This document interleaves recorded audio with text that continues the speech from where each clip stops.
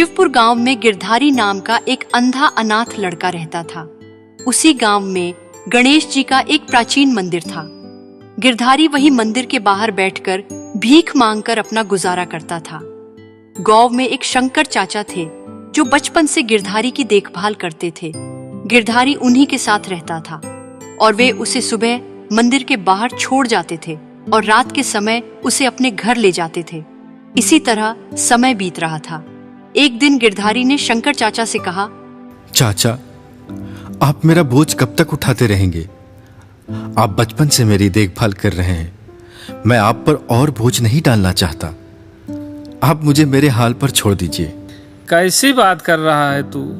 मैं तुझे अपना बेटा मानता हूँ और तू मुझे छोड़कर जाने की बात कर रहा है।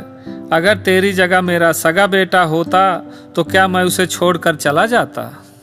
बेटा, तू गणेश जी के मंदिर के बाहर वर्षों से आम लोगों से भीख मांग रहा है। उन लोगों की जगह एक बार गणेश जी से भीख मांग कर देख। तुझे इतना दे देंगे कि तुम्हारे से संभाले नहीं संभलेगा। चाचा, हम भिखारियों को मंदिर में जाने की इजाजत नहीं है। मैं तो मन ही मन गणपति जी को याद कर लेता हूँ।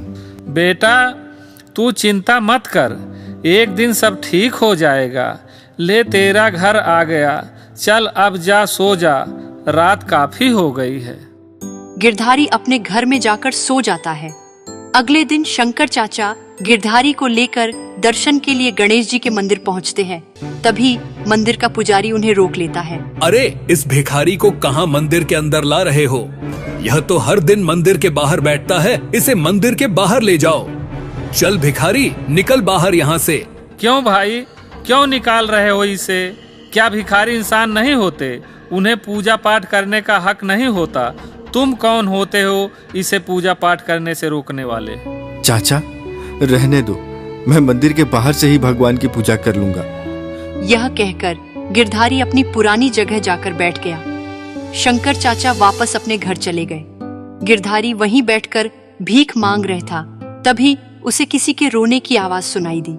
अरे, ये किसके रोने की आवाज है? लगता है कोई बच्चा है। तुम कौन हो और क्यों रो रहे हो? मुझे भूख लगी है और मंदिर के पास की दुकान में बहुत अच्छे लड्डू रखे हैं, लेकिन मेरे पास पैसे नहीं है। मुझे वो लड्डू खाने हैं। कोई बात नहीं, तुम मेरे पैसे लेकर लड्डू खरीद कर खा लो। यह कहकर गिरधारी ने अपने पैसों में से उसे 5 रुपए दे दिए। वो बालक गिरधारी से पैसे लेकर लड्डू लेने चला गया। कुछ देर बाद वह बालक गिरधारी के पास आया और बोला, मैं 2 लड्डू लाया हूँ, एक आप खा लो। नहीं, तुम दोनों लड्डू खा लो। तुम्हारा नाम क्या है? मेरा नाम गगन है। पास ही मेरा घर है। मेरे माता पिता सुबह काम पर चले जाते हैं। मैं मंदिर में खेलने आ जाता हूँ। चलो, अब मेरे जाने का समय हो गया है। मैं तुमसे कल मिलूंगा। यह कहकर वह बालक चला गया। अगले दिन से हर दिन वह बालक मंदिर में आता। गिरधारी उसे 5 रुपए देता और वह लड्डू खाता और वहीं बैठकर घंटों गिरधारी से बातें करता। अब उन दोनों में गहरी मित्रता हो गई थी। एक दिन गगन ने गिरधारी से पूछा, तुम रोज मुझे 5 रुपए देते हो, कभी मना नहीं करते, आखिर क्यों? गगन, मैं गणेश जी को लड्डू का भोग लगाना चाहता हूँ, लेकिन हम भिखारियों को मंदिर के अंदर जाने की इजाजत नहीं है। जब तुम लड्डू खाते हो तो मुझे ऐसा लगता है जैसे गणेश जी खुद भोग लेने मेरे पास आ गए। अच्छा, लेकिन मैं अब तुमसे मिलने और लड्डू खाने नहीं आ सकूंगा। मेरे माता पिता दूसरे गांव जा रहे हैं। नहीं गगन, ऐसा मत कहो। मैं तुम्हारे बगैर नहीं रह सकता। मैं देख तो नहीं सकता, लेकिन जब मैं तुम्हें 5 रुपए देता हूँ तो मुझे बालक रूपी गणेश जी लड्डू खाते दिखाई देते हैं। तुम मुझे छोड़कर मत जाना, नहीं तो मैं जिंदा नहीं रह पाऊंगा। अच्छा ठीक है, तुम मेरे साथ मेरे घर चलो। मेरे माता पिता से बात कर लेना। अगर वह मान गए तो मैं रोज तुम्हारे लड्डू खाने आता रहूंगा। हाँ, ये सही रहेगा। गिरधारी गगन के साथ चल दिया। उन्हें चलते चलते काफी देर हो गई थी, लेकिन अभी तक कोई ठिकाना नहीं आया। गिरधारी भी गगन पर विश्वास करके उससे बिना कुछ पूछे उसके साथ साथ चलता रहा। लेकिन अब काफी देर हो चुकी थी। गिरधारी के मन में कई सवाल उत्पन्न होने लगे थे। काफी दूर चलने के बाद आखिर में उसने पूछा, गगन, लगता है हम बहुत दूर आ गए। तुम्हारा घर कहाँ है? बस पहुंचने ही वाले हैं। ये बोलकर दोनों वापस से चलने लगे। कुछ दूर चलने के बाद गिरधारी फिर एक जगह खड़ा हुआ और उसने फिर पूछा, गगन, और कितना दूर है? गगन, गगन, गगन, तुम कहाँ हो? गगन? उसे इस बार भी कोई जवाब नहीं मिला, क्योंकि गगन वहां पर था ही नहीं। गिरधारी घबरा गया। वो घबराहट में इधर उधर भागने लगा। तभी उसका पैर किसी पत्थर से टकराया और वह गिर पड़ा। उसके सिर में तेज दर्द हो रहा था। वह उठा और उसने आंख खोलकर देखा तो सामने गणपति जी खड़े थे और उसकी आंखों की रोशनी भी वापस आ चुकी थी। उसे सब कुछ दिखाई दे रहा था। ये दृश्य देख गिरधारी गणेश जी के पैरों में गिर गया। गिरधारी, तुम्हें मंदिर नहीं आने दिया गया, इसलिए मैं अपना भोग लेने हर दिन तुम्हारे पास आता था। इतने गरीब होते हुए भी तुमने मुझे हर दिन लड्डू का भोग लगाया। आज से तुम गरीब नहीं रहोगे। तुम्हारा घर धन धान्य से भरा रहेगा और कोई तुम्हें मेरे दर्शन करने से नहीं रोक सकेगा। यह कहकर भगवान अर्धध्यान हो गए। गिरधारी की आंखों की रोशनी वापस आ गई थी। वह खुशी खुशी अपने घर आ गया। वहां उसने देखा एक कोने में सोने चांदी रुपए के ढेर लगे हैं। ये दृश्य देख उसके दिल खुश हो गया। अगले दिन से गिरधारी नए कपड़े पहनकर शंकर चाचा को साथ लेकर गणेश जी के मंदिर जाने लगा। अब उसे भगवान की पूजा करने से किसी ने नहीं रोका। गणेश उत्सव का समय चल रहा था। पृथ्वी पर हर तरफ चहल पहल थी। लोगों ने अपने घर पर गणपति स्थापित किए हुए थे। शिवलोक से भगवान गणेश और मूषक ये दृश्य देख रहे थे। प्रभु, पृथ्वी लोक पर तो आपके जन्मोत्सव की बहुत जोरों की तैयारियां चल रही हैं। हर तरफ चहल पहल है। हाँ मूषक, मैं भी देख रहा हूँ। मेरा मन तो यह भी कह रहा है कि ये तैयारियां हमें पृथ्वी लोक पर चलकर पास से देखना चाहिए। क्या कहते हो मूषक? प्रभु, नेकी और पूछ हमें जरूर चलना चाहिए, लेकिन इसके लिए हमको भेष बदलना पड़ेगा। इसके बाद भगवान गणेश और मूषक एक बालक का रूप लेते हैं और पृथ्वी पर पहुंच जाते हैं। वहां वो देखते हैं कि हर तरफ बाजार लगा हुआ है। लोग दुकानों से सामान खरीद रहे हैं। कोई मोदक ले रहा है, कोई नए कपड़े खरीद रहा है, तो कोई मूर्ति के पूजन की तैयारी कर रहा है। हर तरफ गणपति की पूजा का माहौल है। ये देखकर गणेश जी प्रसन्न होते हैं। प्रभु, पृथ्वी लोक पर कितने लोग हैं जो आपसे प्रेम करते हैं। देखिए ना, तभी तो वह अपना कीमती समय निकालकर आपके जन्मोत्सव की तैयारियों में लगे हुए हैं। तुम सही कह रहे हो मूषक। प्रभु, इतना घूमने के बाद अब मुझे बहुत जोरों की भूख लगने लगी है। हाँ मूषक, भूख तो मुझे भी लगी है। चलो किसी घर से कुछ खाने को मांग लेते हैं। कोई ना कोई तो हमें खिला ही देगा। वो देखो, सामने एक बड़ा सा घर दिखाई पड़ रहा है। वहां से हमें कुछ खाने को मिल सकता है। चलो मूषक। क्या कोई इस घर में है? क्या हुआ? क्या चाहिए तुम्हें? मैया, हम दोनों बहुत दूर से चलकर आ रहे हैं। हमें बहुत जोरों की भूख लगी है। क्या आप हमें कुछ खाने को दे सकती हैं? अरे, मैंने क्या यहाँ कोई लंगर खोल रखा है जो मुंह उठाकर चले आए? जाओ यहाँ से, कुछ नहीं है मेरे पास। जाओ, भागो यहाँ से। पता नहीं कहाँ से आ जाते हैं।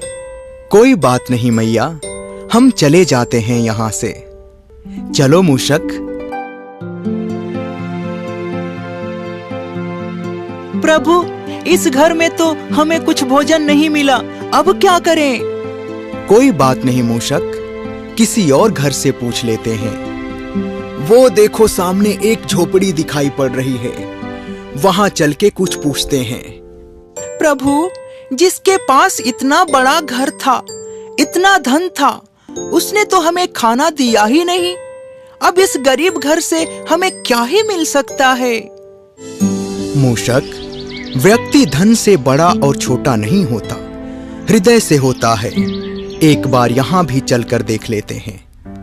भगवान गणेश और मूषक बाल रूप में उस टूटी हुई झोपड़ी की तरफ बढ़ रहे होते हैं।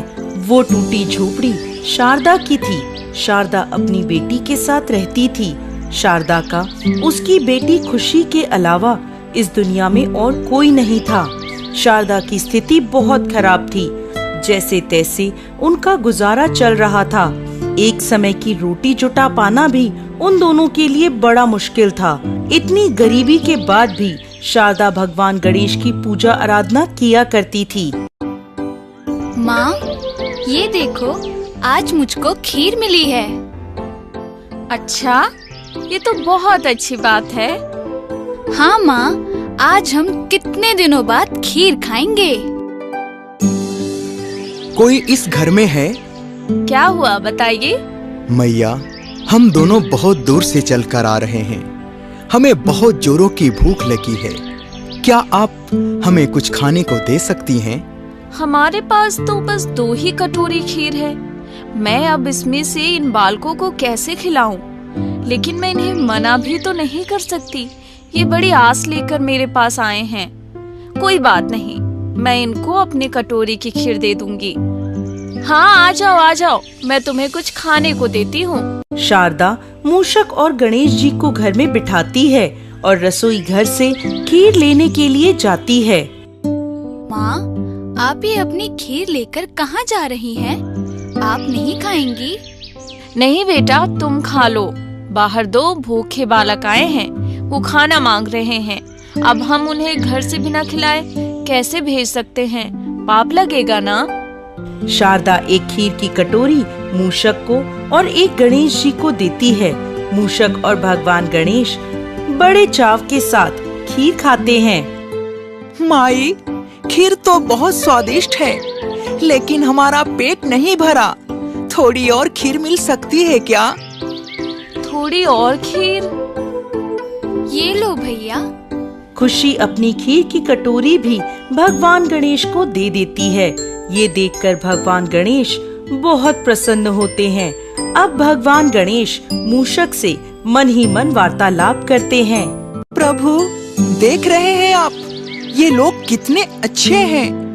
इनके पास सिर्फ 2 कटोरी खीर है और वो भी इन्होंने हमें दे दी। हाँ मूषक, ये भले ही गरीब हैं, लेकिन इनका हृदय बहुत बड़ा है। तुम देखना, आज मैं इनके सारे विघ्न हर लूंगा। माई, हमारी भूख तो मिट ही नहीं रही है। थोड़ी और खीर मिल जाती तो। हमें क्षमा कर दो, हमारे पास बस 2 ही कटोरी खीर थी। क्यों झूठ बोल रही हो माई? आपके रसोई घर में तो मुझे पकवानों की सुगंध आ रही है। जरा आप एक बार रसोई घर में जाकर तो देखिए, खीर अवश्य मिलेगी। गणेश जी की बात मानकर खुशी और शारदा रसोई में जाती हैं, तो देखती हैं कि रसोई घर के सारे बर्तन पकवानों से भर चुके हैं। ये देख दोनों की आंखें भर आती हैं। शारदा समझ जाती है कि दोनों बालक कोई आम बालक नहीं है। वो भागते हुए गणेश जी के पास आती है और उनके पैरों में गिर पड़ती है। आप लोग कौन हैं? आप लोग कोई आम बालक नहीं हैं। मुझे अपने असली रूप के दर्शन दीजिए। तभी भगवान गणेश और मूषक अपने असली रूप में आ जाते हैं। ये देख खुशी और शारदा की आंखें भर जाती हैं। प्रभु, आपने मुझ अभागन को दर्शन देकर मेरा जीवन धन्य कर दिया। उठो शारदा, तुमने अपने खाने की चिंता किए बिना हमें भोजन कराया।